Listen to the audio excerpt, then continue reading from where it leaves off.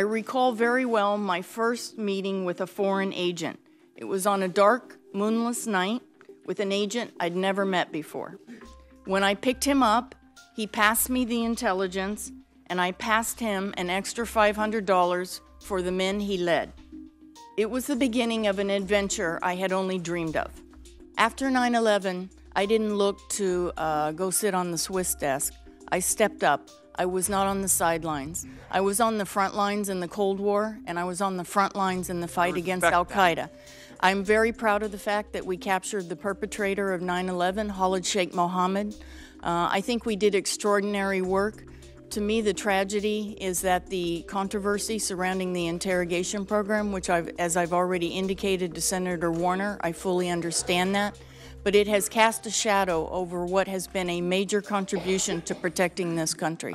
Having served in that tumultuous time, I can offer you my personal commitment, clearly and without reservation, that under my leadership, on my watch, CIA will not restart a detention and interrogation program.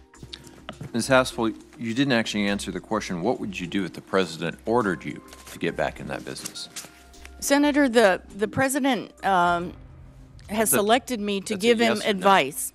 I would not restart under any circumstances in an interrogation program at CIA, under any circumstances. Thank you.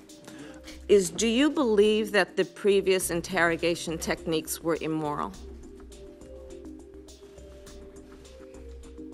Senator, I believe that CIA officers to whom you referred. It's a yes or no answer. Do you believe the previous interrogation techniques were immoral? I'm not asking do you believe they were legal. I'm asking do you believe they were immoral?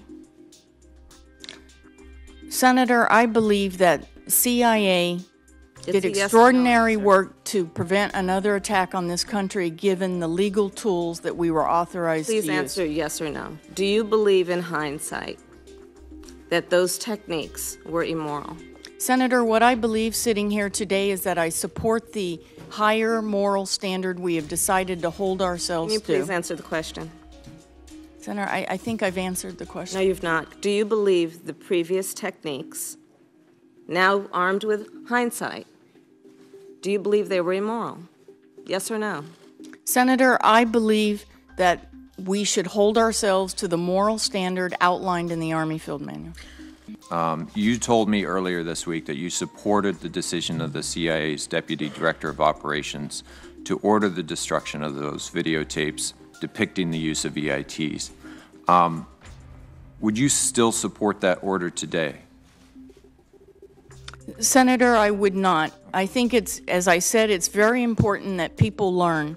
Experience is a good teacher, and the piece that was missing from the tapes was making sure that we had all the stakeholders' concurrence. There's also another very important leadership lesson, and as director of CIA, when your officers are concerned about their physical security, you can't let it languish in your inbox for 3 years with no action. We should support that security. Why couldn't the agency have simply digitized that video and then blacked out the faces of any agents in those videos? Why actually destroy the videotapes? Doesn't that feel like a cover-up, even if it isn't? Senator, I don't think we were worried about official release. This was at a time when the entire program was the subject of unauthorized leaks, and someone was found guilty of those unauthorized leaks. So the concern was an irresponsible leak of our officers' faces to the world, not an official release. No, I understand that, but if you would have blacked out the agents' faces, destroyed the videotapes,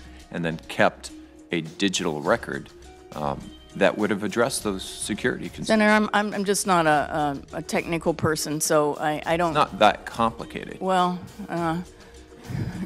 I don't, Senator. I don't know if that was considered or not.